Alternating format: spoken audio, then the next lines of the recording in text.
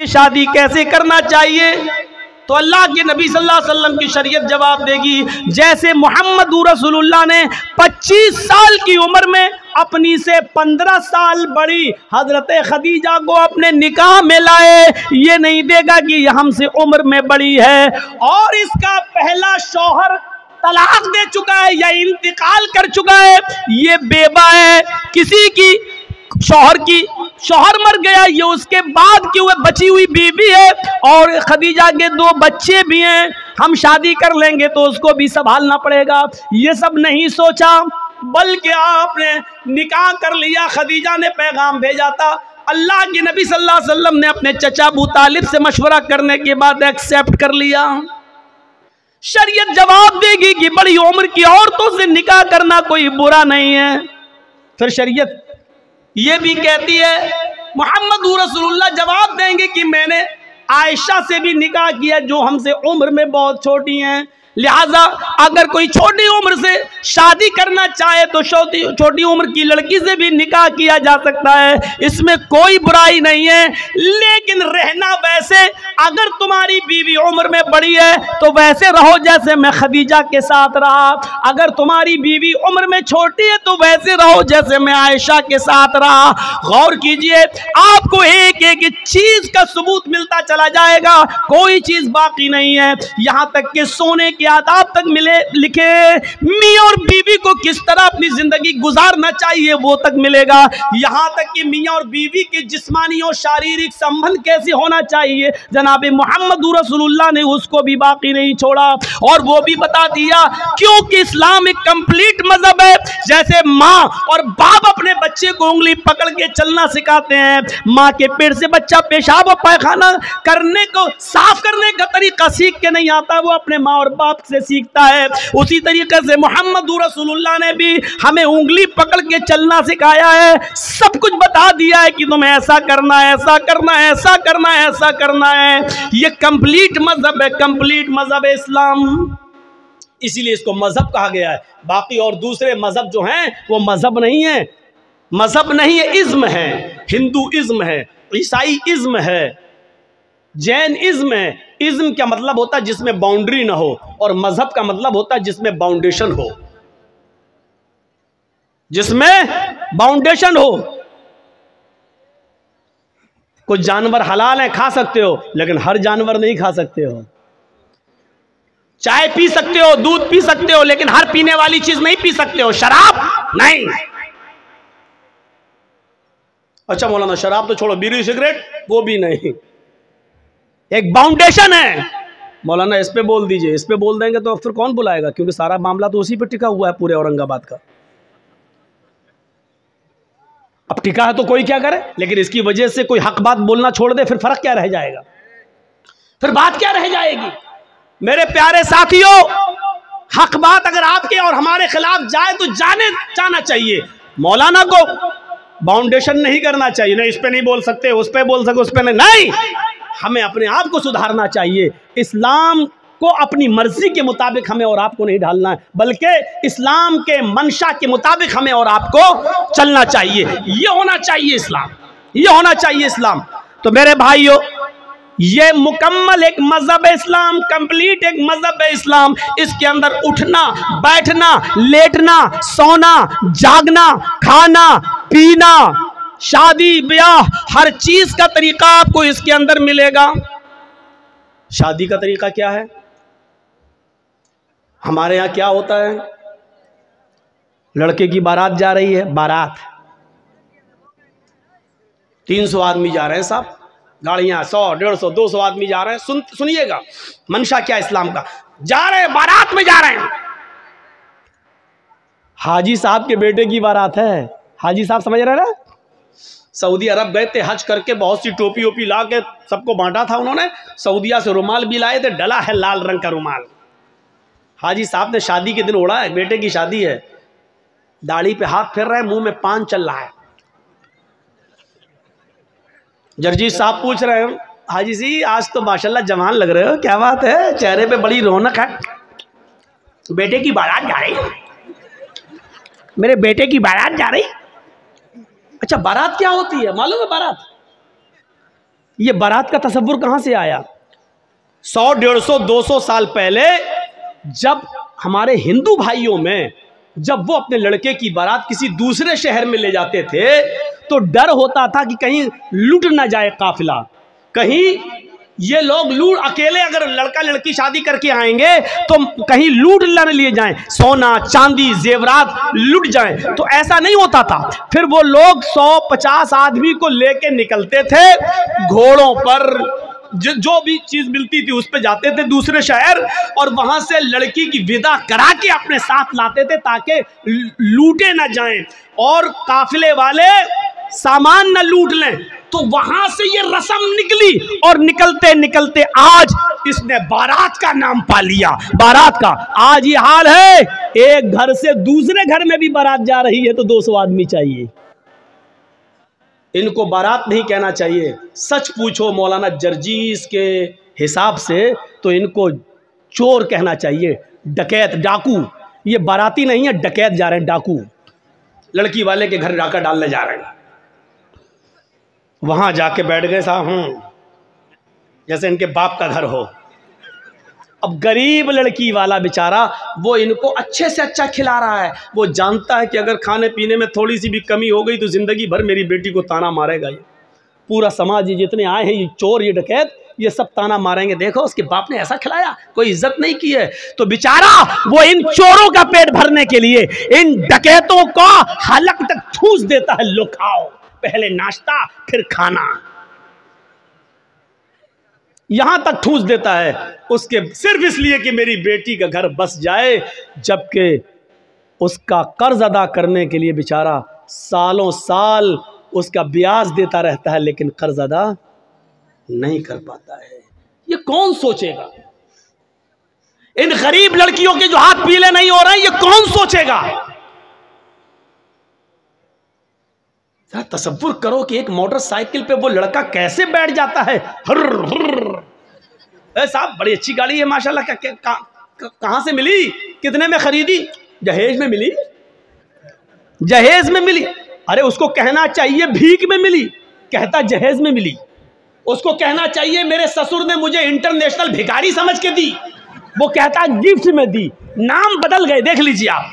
जो चीज भीख में मिली उसको कह रहा जहेज में मिली, उसको कह रहा जहेज में मिली। जिसको कहना चाहिए मेरे ससुर ने मुझे भिखारी समझ के दिया, भीख में दी, उसको गिफ्ट कह रहा है, गिफ्ट। अरे नाम बदल देने से हैसियत नहीं बदल दी जाती है। शराब का नाम दवा रख दो तो शराब शराबी रहेगी, दवा नहीं हो जाएगी।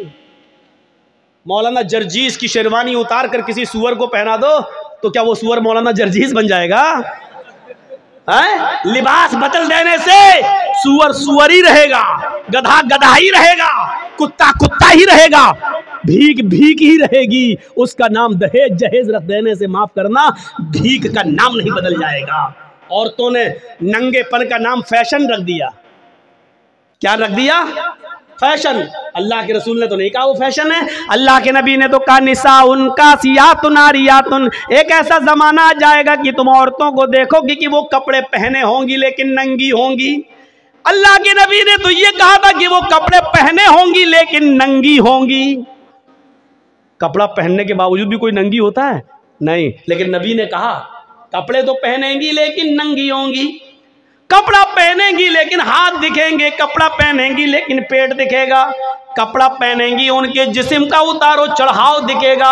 यानी वो ऐसे तंग कपड़े पहनेंगी कि जिससे अगर कोई टेलर कोई दर्जी उनको देख ले तो नाप लेने की जरूरत ना पड़े। वो अपनी आंखों में पूरा का पूरा बसा लेके इसका सीना इतना, इतनी इसकी कमर इतनी, इसकी ब्लाउज का साइज इतना, वो सिर्फ एक नजर देखकर अंदाजा लगा ले कि इसकी साड़ी का नाप कितना, इसके ब्लाउज का नाप कितना, इसके पेट का नाप कितना, इसकी कमर का नाप कितना, इसके सीने का नाप कितना। ऐसी औरतों को बताया अल्लाह के नबी ने कि कपड़े तो पहनेंगी लेकिन नंगी होंगी। नबी ने तो उनको नंगा कहा है। अब हमारे यहाँ नाम बदल गया, ये फैशन है, ये फैशन है। लड़कियां चिपके हुए कपड़े पहनकर मार्केट जा रही हैं, उनकी रान से कपड़ा चिपका है, उनकी पिंडली से कपड़ा चिपका है। हम कह रहे हैं फैशन है ये। मेरे भाइयों, तुम्हारे नाम बदल देने से उनका नंगापन खत्म नहीं हो जाएगा। अल्लाह की कसम, तुम्हारी नजरों में फैशन है, लेकिन मोहम्मद रसूलुल्लाह की नजर में वो लड़की नंगी है, नंगी है, नंगी है। बरहना है, बरहना है, बरहना है। नाम बदल देने से हैसियत नहीं बदल जाती है। भीख का नाम दहेज रख दो, माफ कीजिएगा, भीख भीख ही रहेगी। दहेज हो जाने से या जहेज हो जाने से मेरे भाइयों उसकी हैसियत नहीं बदल जाएगी। और जहेज किसको कहते हैं? दहेज तो हिंदी लफ्ज है, उर्दू में इसको कहते हैं जहेज।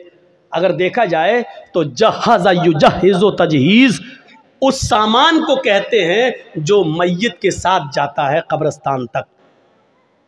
कहते नहीं तजहीज़ व तकफीन हो गई उसकी, अरबी में बोला जाता है, उर्दू में कि उसकी तजहीज़, एक फला आदमी मर गया, इंतकाल हो गया है, उसकी तजहीज़, उसकी तकफीन 2 बजे होगी। इसका मतलब क्या है? तजहीज़ से बना है जहेज़। मरने वाले के साथ जो सामान जाता है, कफन अफन वगैरह, चारपाई वगैरह, इसको कहा जाता है जहेज़। आज वो जहेज़ शादी के बाद हमें मिलता है। ज़रा अंदाज़ा लगाइएगा कि कितना बुरा लफ्ज़ है, जो मरने के बाद मय्यत के साथ जाता है वो हम शादी के मौके पर लेते हैं जहेज़ के नाम पर। इतना सुनने के बावजूद भी वो पागल ही होगा जो कल शादी करे और फिर जहेज़ ले ले। ये सुनने के बाद भी अब गौर करें आप, शादी हमारे यहां कैसी हो रही है। पहले बाराती पहुंच गए, अब चलो चोर और डकैत कह दिया, काफी है, अब बाराती कह दे रहा हूं, बार बार बुरा ना लगे। पहुंच गए, हो गया सब। लेकिन अल्लाह के रसूल के ज़माने में शादी कैसी होती थी, वो सारे वाक़यात आपके सामने हैं, सुने होंगे। एक औरत अल्लाह के नबी के पास आई और कहने लगी कि अल्लाह के रसूल, मैं आपसे शादी करना चाहती हूँ, इन्नी अहबुलक, मैं अपने आप को आपको हिबा कर रही हूँ। तो अल्लाह के नबी सल्लल्लाहु अलैहि वसल्लम ने क्या फरमाया? अब मुझे ज़रूरत नहीं है। वहाँ एक सहाबी बैठे हुए थे, फ़ौरन कहने लगे अल्लाह के रसूल, अगर आपको ज़रूरत नहीं है तो मेरे साथ करवा दीजिए इसकी शादी। कोई बुरी बात नहीं कही उन्होंने, मेरे साथ करवा दीजिए। अल्लाह के नबी ने कहा तुम करोगे? कहा हाँ, मुझे ज़रूरत है बीवी की। उस औरत से पूछा कि तुम इसके साथ करोगी? उसने कहा आपके लिए आई थी, अगर आप नहीं कर सकते तो इसके साथ कर दीजिए, मुझे तो घर बसाना है। तो अल्लाह के रसूल ने उस आदमी से, उस सहाबी से पूछा क्या दोगे इसको महर में? ये नहीं पूछा लड़की से तेरा बाप है, तेरा भाई है, क्या देगा इस सहाबी को, ये नहीं पूछा, बल्कि क्या पूछा उस सहाबी से, क्या दोगे इसको महर में? कहता महर में क्या दोगे? कुछ नहीं है मेरे पास। बुखारी की हदीस के अल्फाज है मा इंदी शैउन, मेरे पास कुछ नहीं है, कुछ नहीं है और शादी का सपना। आय है इस्लाम, देखिए इस्लाम, कुछ नहीं है और शादी का सपना, कुछ नहीं है और शादी करना चाहता है। अल्लाह के नबी ने फरमाया ना ना ना, ऐसा मत कहो, कुछ नहीं है, घर जाओ, शायद कुछ सामान मिल जाए, लेकर आओ, वही इसको मेहर दे देंगे। हाँ हाँ ठीक है, मैं जा रहा हूँ। घर गया, अपनी माँ से, बाप से, भाई से, बहन से, सबसे पूछ डाला कुछ है? पता चला कुछ नहीं है। आया अल्लाह के रसूल, घर में कोई चीज़ नहीं मिली। आपने कहा देखो तुम शादी करने जा रहे हो, बीवी को कुछ तो मेहर देना पड़ेगा ना। पता चला मेहर नकद होना चाहिए, कुछ तो मिलेगा। कहने लगे कुछ नहीं मिला। अल्लाह के नबी ने कहा दोबारा जाओ। कहा जब कुछ है ही नहीं तो फिर दोबारा जाके क्या 50 बार भी जाऊंगा तो कुछ नहीं मिलेगा। कहा दोबारा जाओ, इल्तमिस खातमम मिनल हदीद, लोहे की अंगूठी मिल जाए तो वही ले आओ, सोने की नहीं, चांदी की नहीं, लोहे की अंगूठी जो आज 5-5, 6-6, 10-10 रुपए में हमें सड़कों पर मिल जाएगी। अगर लोहे की अंगूठी ही मिल जाए तो वही ले आओ, वही दे दो अपनी बीवी को, होने वाली बीवी को। वो कहता लोहे की अंगूठी, चलो जाता हूँ पूछता हूँ, मामूली चीज़ है, होगी घर में रखी होगी। वो दोबारा घर गया। वो सहाबी थोड़ी देर के बाद घर से वापस आते और कहते माँ वजद तो खातमम मिनल हदीद, अय अल्लाह के रसूल, घर में बहुत कुछ ढूंढा, बहुत तलाश किया, लेकिन मुझे लोहे की अंगूठी भी नहीं मिली। मायूस हो गए। अल्लाह के रसूल भी बैठे कि इसके पास लोहे की अंगूठी भी नहीं है, अब ये कैसे क्या होगा। अब वो जाने लगा। अल्लाह के नबी ने कहा कहाँ जा रहे हो? क्या करूंगा बैठ के जब निकाह ही नहीं हो सकता है, लोहे की अंगूठी भी नहीं है, कुछ नहीं है घर में, जा रहा हूँ खेती बाड़ी करूंगा, कुछ मेहनत करूंगा, मजदूरी करूंगा, माँ बूढ़ी है उसकी जिम्मेदारी है मेरे ऊपर, बाप बूढ़े हैं उनको खिलाता हूँ पिलाता हूँ, जा रहा हूँ काम धंधा करूंगा कुछ। अल्लाह के नबी ने कहा इधर आओ, बैठाया अपने पास, पूछा तुम्हारे पास कुछ नहीं है? कहा तो दिया नहीं है। लोहे की अंगूठी भी नहीं है? कहा नहीं। कहा अच्छा सोचो, एक बार और सोचो, कुछ है? दिमाग दाओ। कहाँ? हाँ है। का क्या है? इंदी इजारुन, एक लुंगी है, तहबंद है, एक तहबंद है, लाओ लाओ लाओ लाओ, इसको दे दो, चलो वही दे दो। क्या कहता है मालूम है? वही दे दो। जब वो दे दूंगा तो मैं क्या पहनूंगा? जब सोता हूं तो वही तो पहनता हूं घर पे, जब इसको दे दूंगा तो मेरे पास क्या रहेगा? तो अल्लाह के नबी ने कहा फिर क्यों कह रहे हो कि कुछ है? कहा आपने पूछा तो मैंने कह दिया वही है, उसको मैं पहन के सोता हूं, तो फिर उसको वो भी नहीं दे सकते हो? तो उसने कहा पूरा नहीं दे सकता हूं, 2 टुकड़े कर देता हूं, आधा दे दूंगा इसको। अब अल्लाह के रसूल की मुस्कुराहट निकल गई, हंसी आ गई। आधा दोगे बेचारी, आधा का क्या करेगी वो? आधा किस काम का? और जब फाड़ दोगे तो आधा तुम क्या करोगे? तुम्हारे किस काम का? किसी काम का हो या ना हो, कम से कम खेत में बिछा तो लेंगे, बैठ तो जाएंगे। बांधने के लायक नहीं रहेगा तो क्या हुआ, कम से कम जमीन पर बिछा के बैठ तो सकते हैं। पूरा नहीं दे सकता हूं मैं, दूंगा तो आधा। अल्लाह के नबी ने कहा आधा ना उसके कोई काम का, ना आधा तेरे कोई काम का। नहीं नहीं, ये तो नहीं लूंगा। अच्छा ये बताओ कुरान कितना याद है? ओहो नौजवानों सुनो, वीडियो बनाने वालों सुनो, अपने अपने कैमरों में कैद करने वालों सुनो, सुनना और पूरी तकरीर मत सुनना, बस वही सुनते रहना कि सबसे बड़ा सख्त अजाब उसको होगा जो दुनिया में तस्वीर है। पूरी तकरीर मत सुनना, बस यही सुनते रहना। ये जुमले तुम्हें थप्पड़ मारते रहेंगे जब तक दूसरे साल हमें बुला नहीं लो, तब तक वही हदीस तुम्हें थप्पड़ मारती रहेगी कि हम क्या क्या करते हो, कितने बड़े बड़े गुनाह करते हैं। सुनो, कहा कुरान तुम्हें कितना याद है? हाय सोना नहीं, चांदी नहीं, कपड़ा नहीं, दौलत नहीं, यहां तक कि बीवी को देने के लिए लोहे की अंगूठी भी नहीं। इतना गरीब घर का सहाबी, लेकिन जब उससे पूछा कि तुम्हें कुरान कितना याद है, सर उठाता है, कहता है अल्लाह के रसूल मुझे सूरह मुल्क याद है, मुझे सूरह हश्र याद है, मुझे सूरह जुमा याद है, मुझे सूरह मुनाफिकून याद है, मुझे सूरह नबा याद है, मुझे सूरह क़यामा याद है। अल्लाह के नबी ने फरमाया क्या तुम्हें इतनी सूरतें याद हैं? कहा हाँ। आपने कहा क्या तुम मुझे मुंह ज़बानी बगैर देखे सुना सकते हो? उसने कहा। आपने कहा इतनी सूरतें तुम्हें याद हैं? उसने कहा हाँ। कहा फिर ये क्यों कहते हो कि मेरे पास कुछ नहीं है? तुम्हें इतनी सूरतें याद हैं, क्या तुम इन सूरतों को अपनी बीवी को याद करा दोगे? इस औरत को याद करा दोगे जिसके साथ मैं तुम्हारा निकाह करना चाहता हूँ? उसने कहा हाँ मैं करा दूंगा। उस औरत से पूछा अगर तेरे शौहर के तेरे निकाह के मेहर में अगर कुरान की इन सूरतों को मैं मेहर बना दूं और इन्हीं सूरतों को तू अपना मेहर मान ले, तो क्या तू इससे निकाह कबूल कर लेगी? क्या इन कुरान की सूरतों को अपना मेहर मान लेगी? कहने लगी रोते हुए अय अल्लाह के नबी, जिस औरत की शादी में, जिस औरत के निकाह में कुरान की सूरतें मेहर बन जाएं, उससे ज्यादा बाबरकत निकाह किसका हो सकता है? उससे ज्यादा पाकीज़ा निकाह किसका हो सकता है? फिर अल्लाह के नबी ने उन सूरतों को ही मेहर बना दिया और उसके बाद निकाह पढ़ा दिया।